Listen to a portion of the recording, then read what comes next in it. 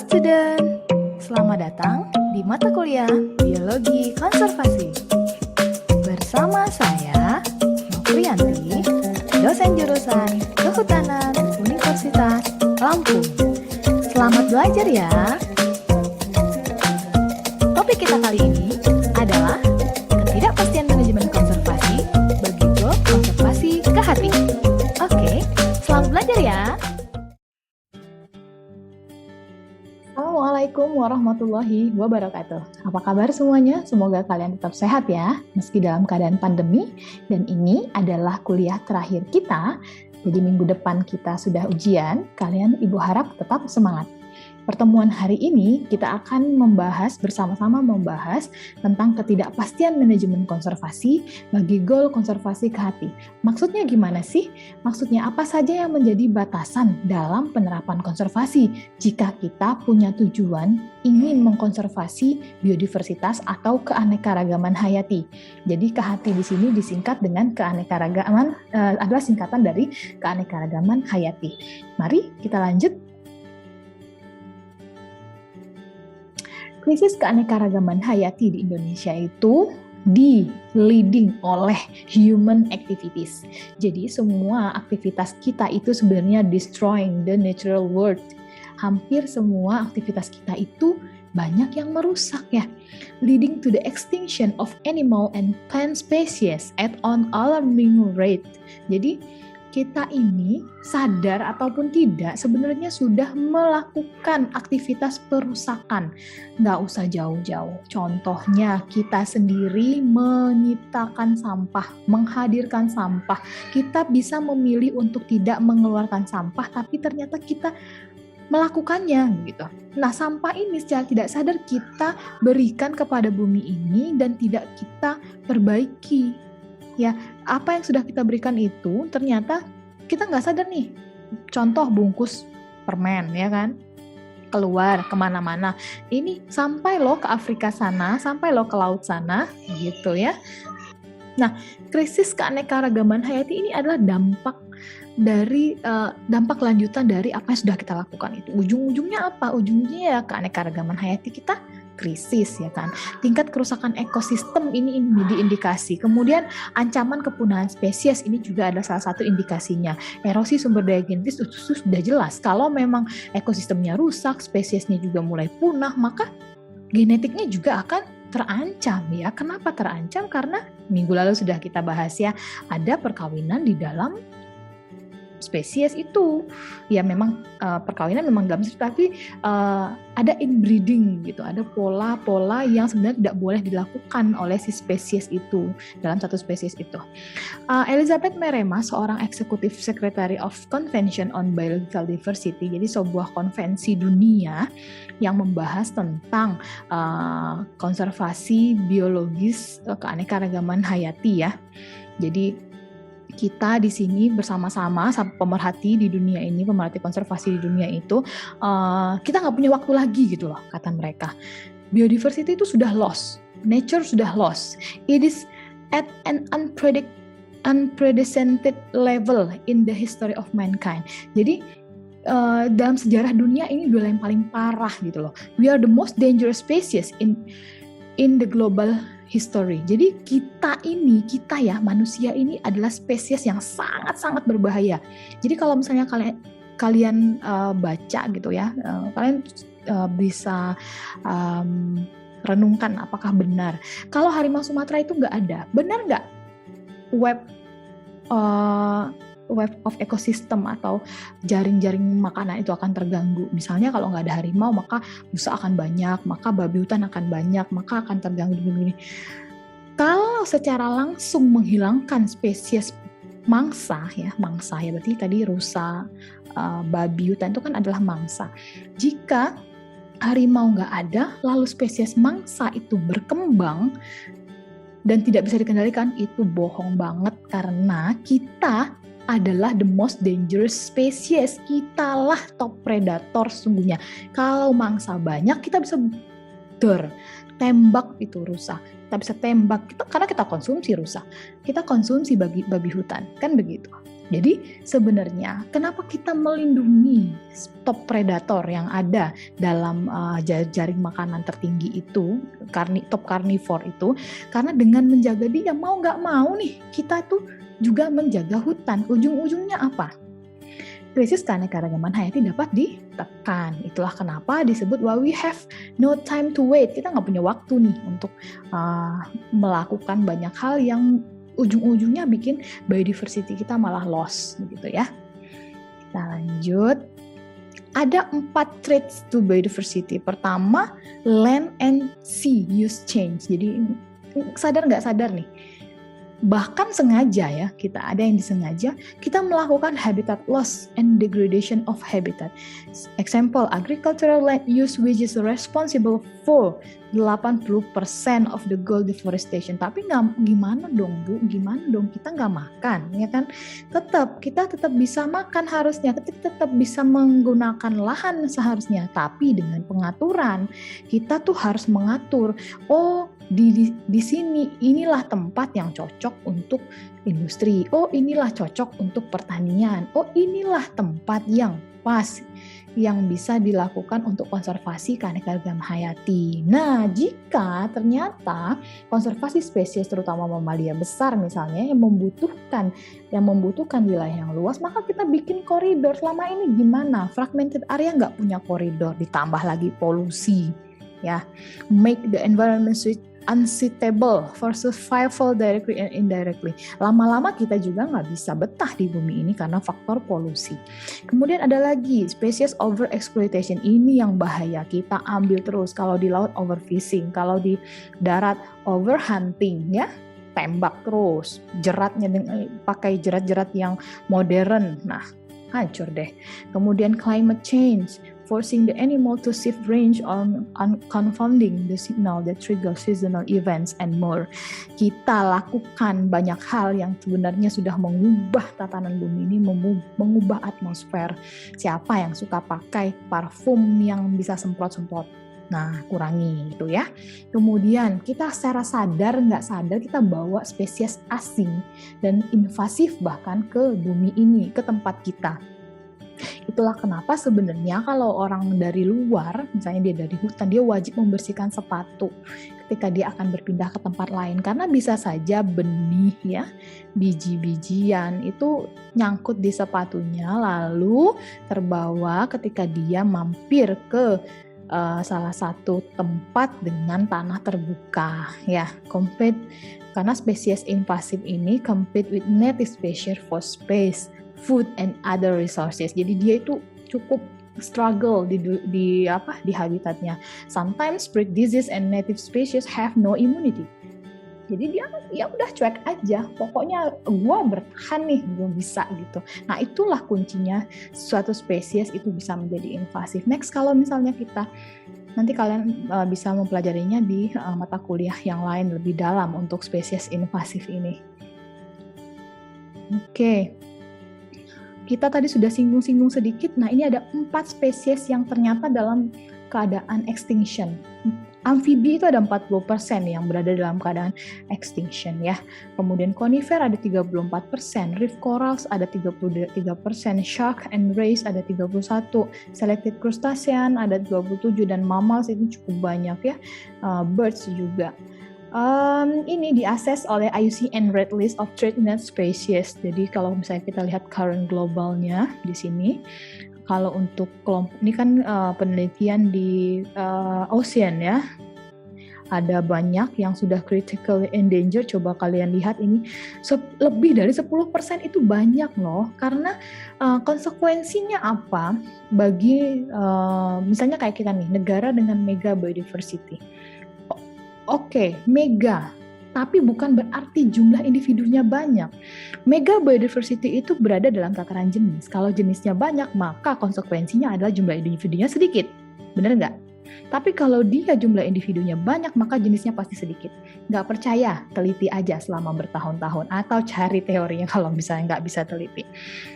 Menurut Intergovernmental Science Policy Platform on Biodiversity and Ecosystem Services, jadi IPBES ini sudah membuat report on Biodiversity. Jadi ringkasannya seperti ini, bahwa kemampuan ya ini cumulative species driven extinct. Secara kumulatif hampir sepanjang tahun ya, sepanjang tahun secara kumulatif terjadi peningkatan extinction atau peningkatan tingkat keterancaman spesies itu untuk punah lebih tinggi. Amfibi sangat-sangat tinggi. Kita nggak sadar loh. Yang sudah kita lakukan ternyata mendorong menurunnya populasi amfibi. Kalau mammal kelihatan orang berburu hunting birds, apalagi reptiles and fishes. Fish juga orang pakai overfishing. Kemudian declines in species survival since 1980. Siapa yang udah lahir 1980? Sejak 1980 aja sudah terjadi declines in species. Ya, sejak bumi ini ada dan ada manusia di dalamnya. Semakin lama semakin rendah daya survivalnya. Jadi mungkin lahirnya banyak ya kan. Oh ya, tahu seneng nih yo, sangat banyak nih jumlah yang lahir dari betina produktif misalnya. Ternyata menjelang 2-3 tahun, misal orang utan itu bisa hidup sampai 15 tahun ya, di umur 15 paling tua misal ya. Nanti kalian bisa baca sendiri. Ternyata dia di umur 10 itu mati. Ya, dari survivalnya rendah. Nggak sampai tua, mati. Normalnya kan ketika tua mati ya. Tapi ini belum sampai pada usia produktif, spesies-spesies itu sudah mati. Sehingga indeks mortalitasnya tinggi. Nah, indeks mortalitas tinggi di alam ini berbahaya sekali. Nah, kita bisa lihat di sini. ZSL sudah menelitinya, how wildlife has declined. Ya. Setiap tahun terjadi penurunan. Jadi pendekatan terhadap biodiversitas yang sudah diteliti itu setiap tahun sampai tahun 2016 diteliti oleh ZSL, sumbernya BBC, ini mengalami penurunan. Indeksnya selalu turun, indeks kelahiran selalu turun.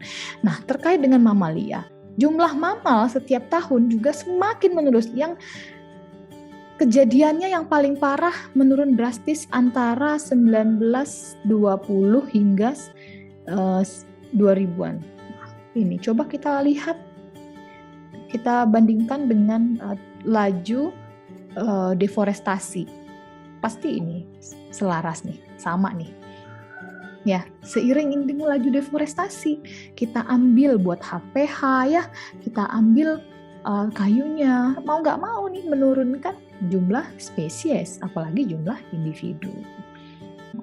Ada 4 pilar biodiversitas supaya yang tadi itu kita bisa bantu ya, bukan menghadirkan yang sudah tidak ada, tapi mempertahankan yang ada. Lalu mungkin kita nggak tahu genetik, kita mungkin ada proses evolusi di situ, akan muncul spesies yang mampu berevolusi sehingga teridentifikasi spesies baru sebagai spesies baru. Nah, ini yang bisa kita bantu ya, kita bantu terhadap biodiversitas kita. Pertama, pilar yang pertama adalah functional agrobiodiversity.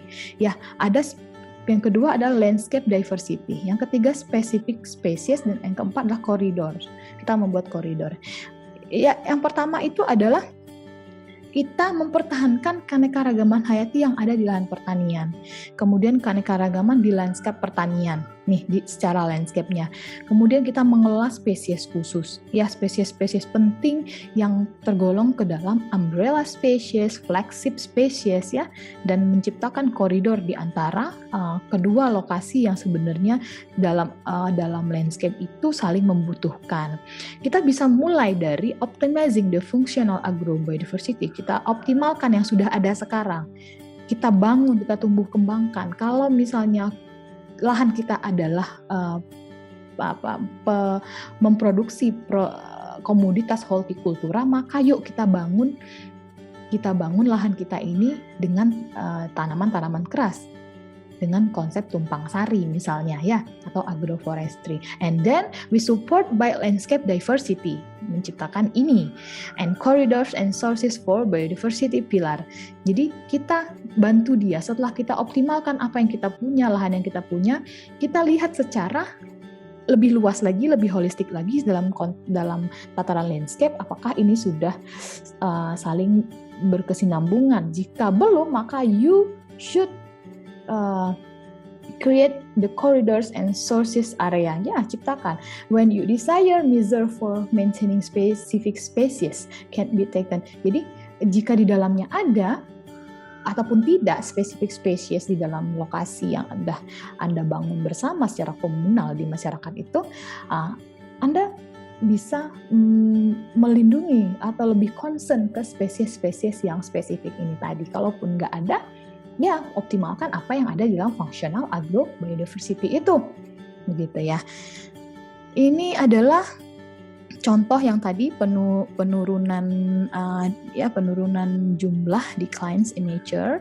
Jadi driven kita, aktivitas sosiokultural kita, demografi kita, ekonomi, teknologi, institution and governance, termasuk ada konflik dan ada epidemik kayak sekarang ya, corona gitu ya. Nah itu mereduce jumlah biodiversity. Ecosystem extend and condition, 47% declines, natural ecosystem kita declines dalam rata-rata ya, tapi relatif to the earliest estimated stage. Jadi species extinction risk ini paling tidak mendekati 25% punah, dan paling banyak pada satwa dan tumbuhan yang telah diteliti. Nah, juga ini termasuk dalam nature for indigenous people and local communities. 72% indikator yang dibangun dari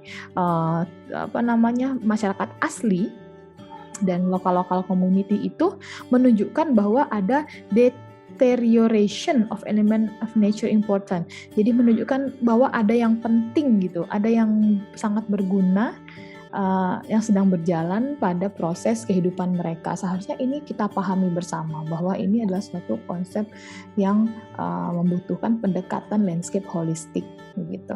Apa upaya pengelolaan biodiversity? Kalau di Indonesia itu ada intervensi kebijakan kelembagaan. Kita meratifikasi kesepakatan internasional, ada CITES dan konvensi Ramsar yang kita ratifikasi. Jadi aktivitas-aktivitas convention internasional itu kita turunkan menjadi kesepakatan peraturan perundangan di negara kita. Kalau CITES itu ada di Kepres 43 tahun 78, sekarang sudah diperbarui ya. Kalau konvensi Ramsar Kepres 46 91 sekarang juga sudah diperbarui. Ada Undang-Undang Nomor 5 tahun 90. Kalau konsep ratifikasi tadi kendalanya apa? Prinsip-prinsip pengelolaan itu kadang-kadang tuh nggak cocok dengan apa yang ada di negara kita. Jadi kita harus pilih-pilih juga. Sementara untuk Undang-Undang Nomor 5 tahun 90 ini tentang apa nih undang-undangnya? Ya, jawab ya di kolom komentar, di komentar YouTube kita, jawab ya. Undang-Undang Nomor 5 tahun 90 ini tentang apa sih gitu? Apa sih isinya ya? Sehingga muncul nih kendalanya belum komprehensif, cakupan masih berbasis kehutanan dan pelestarian terbatas terhadap kawasan lindung aja, tapi sudah mulai digagas perubahan terhadap undang-undang ini gitu. Ada lagi Undang-Undang Nomor 5 tahun 94, belum ada juklak dan pelaksanaan ratifikasinya belum jelas. Namun semuanya itu ada tumpang tindih perundangan sektoral. Semua perundangan kita sebenarnya banyak yang tumpang tindih, terutama terkait pengelolaan kehati gitu. Upaya pengelolaan biodiversity selanjutnya adalah selain peraturan, kita juga membangun, dari sisi konservasi itu ada membangun konservasi in situ dan membangun konservasi ex situ. Secara in situ kita menetapkan, mengukuhkan kawasan hutan yang berfungsi untuk melindungi dan mengonservasi. Ada cagar biosfer juga.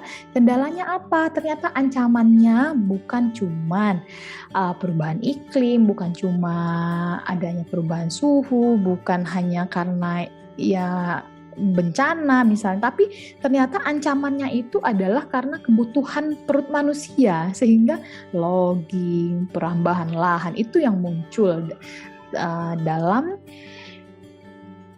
upaya kita mengelola kawasan lindung dan dilindungi di Indonesia. Banyak proyek sebenarnya, proyek yang berhubungan untuk penyelamatan kawasan lindung dan kawasan konservasi ini malah nggak tepat sasaran.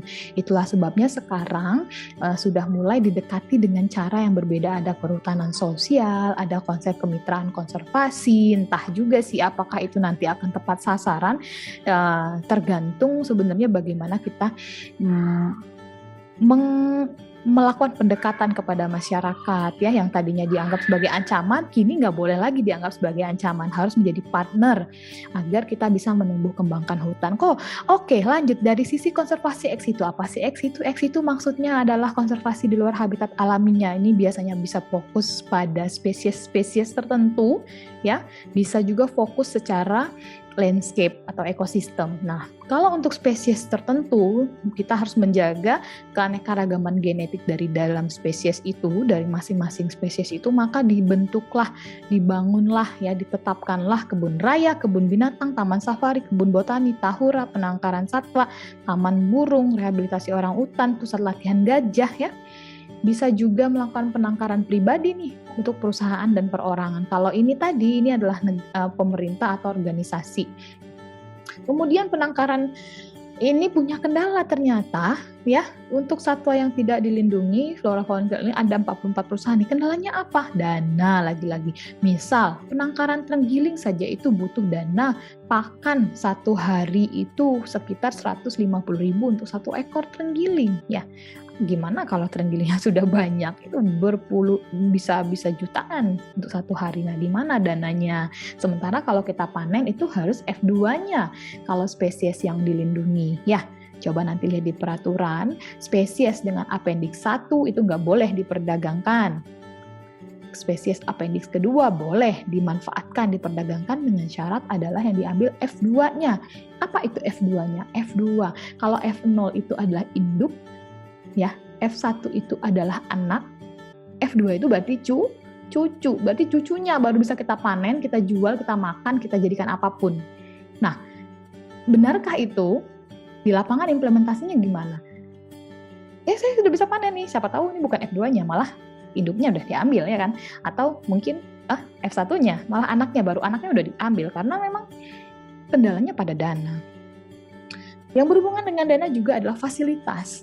Kemudian ada tenaga terlatih. Kalau tenaga terlatih mungkin kita bisa latih. Masih bisa kita siapkan. Namun si tenaga terlatih yang seperti apa? Tentu yang paham sekali dengan pengelolaan satwa di luar habitat alaminya begitu.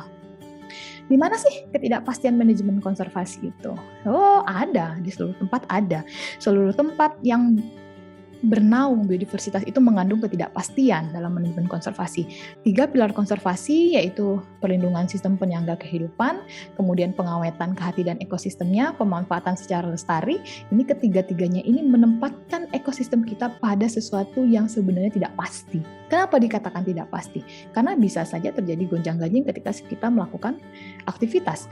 Itulah kenapa kadang-kadang aktivitas proyek itu seringkali nggak tepat sasaran, karena juga kadang kita nggak mempertimbangkan asumsi-asumsi yang terjadi di dalam ataupun di luar kegiatan itu. Ada banyak faktor yang tidak dapat dikendalikan manusia, misalnya iklim dan bencana alam. Namun sebenarnya faktor itu bisa juga kita minimalisir dengan berbagai aktivitas positif kita yang mendukung pemulihan alami alam gitu. Nah, rencana masa depannya bagaimana ya? Kita bisa melakukan berbagai aktivitas untuk mengelola biodiversitas ini. Kita melakukan perencanaan terhadap pengambilan SDA, baik itu yang ada di tanah, kita protect wild areas yang udah ada sekarang, yuk kita jaga aja. Jangan kita over exploitation terhadap wild areas yang sudah ada. Kita pertahankan. Kemudian yang sudah terlanjur nih, yuk kita make better for nature.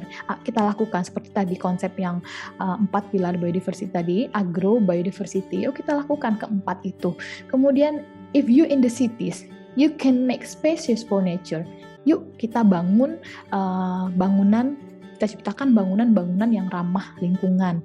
Banyaklah menanam. In the ocean, you can protect marine habitats. Jadi kamu jangan lagi deh over exploitation, jangan ngambil yang masih anak, ya kita ambil, kita kita exploit, kita ambil ikan itu yang memang sudah masanya bisa diambil, jangan anaknya, lepas liarkan lagi. Kemudian in the water, di air tawar, kita bisa safeguard lakes and rivers kita for wildlife. Jangan kita rusak sungainya, jangan kita lakukan petty ya, atau penambangan emas tanpa izin.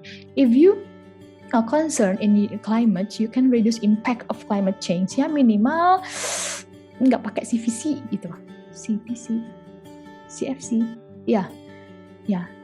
Yang semprot-semprot itu tadi ya, kalian nanti kurangi yang seperti itu. Kemudian jangan pakai energi yang jangan buang-buang energi yang nggak kita pakai.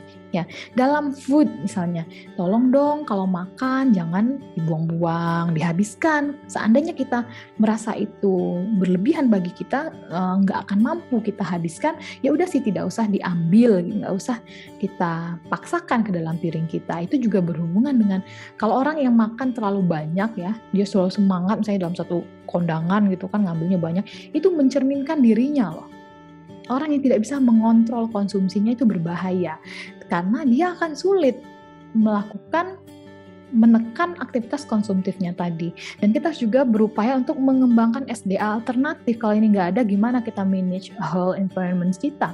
Ya, kita juga harus terapkan unsur teknologi yang sebenarnya mampu mengefisiensi dan meningkatkan efektivitas pengelolaan yang kita lakukan selama ini. Kemudian kita harus lakukan, kurangi, batasi, kita atasi pencemaran lingkungan ya. Kalau misalnya bisa pakai tumbler, ya kenapa harus beli minuman yang mengandung plastik lain gitu. Pakai tumbler aja, isi ulang airnya gitu ya.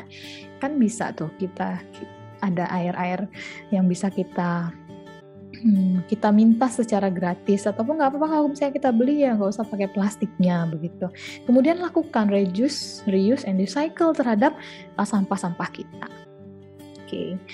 How different action could help restore? Ya targetnya pokoknya banyak deh, tahun-tahun depan 10, 20, 30 kita akan terus lakukan. Target kita mulai pada tahun ini sebenarnya. Seharusnya sudah kita mulai dari tahun yang lalu. Dan kita upayakan paling tidak hingga 2050 menuju 30 yang akan datang. Kita harus bisa meningkatkan seperti di kurva ini ya. Kita meningkatkan our biodiversity. Bisakah? Mungkinkah? Bagaimana caranya? Yuk reduksi konsumsi yang nggak penting, nggak usah dibeli begitu.